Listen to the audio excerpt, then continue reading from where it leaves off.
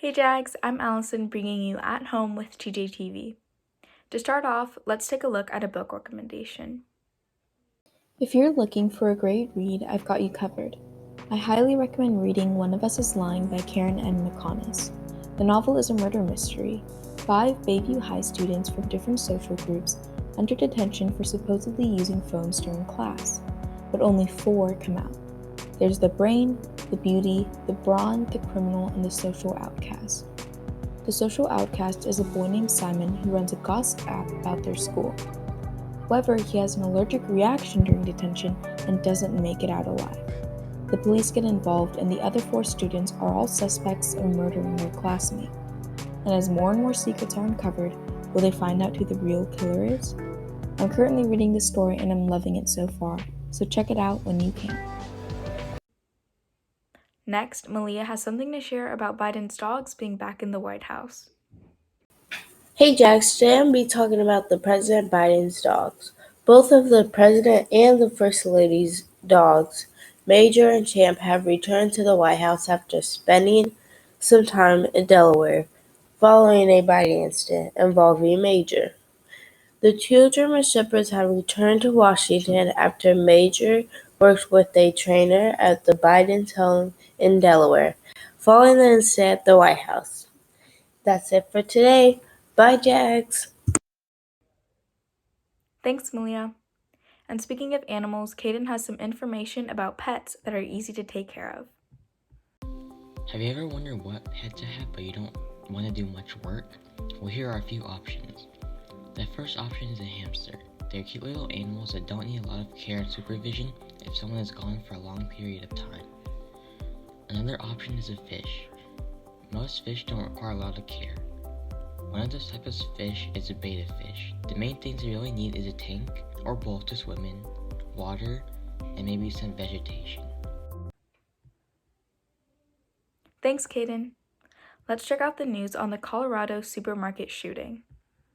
On March 22nd, a gunman opened fire in a Colorado supermarket on Monday, which killed 10 people, including a police officer. The victims of the shooting were between the ages of 20 to 65. Among them was a Boulder police officer, 51-year-old Eric Talley, who's the father of 7 children, which was the first officer who responded to the shooting. The officer died while charging into the supermarket to save people who are trying to live their lives and go food shopping, and the man who shot him will be fully held responsible for doing it. The murderer was 21-year-old Ahmad al-Aliwi Alisa, who is charged with 10 counts of first-degree murder. He was treated with a gunshot wound at a hospital, but was released from the hospital and taken into custody of the local police.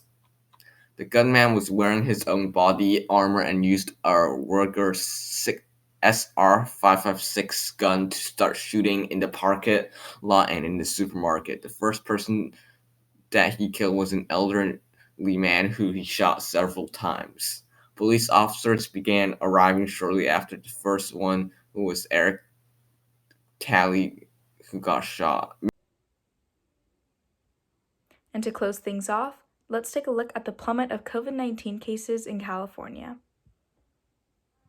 Hey Jax, California reported far fewer coronavirus cases in the ending of Sunday, adding 17,640 new cases. That's down to 25.9% from the previous week total of 23,813 new cases of the virus that caused COVID-19.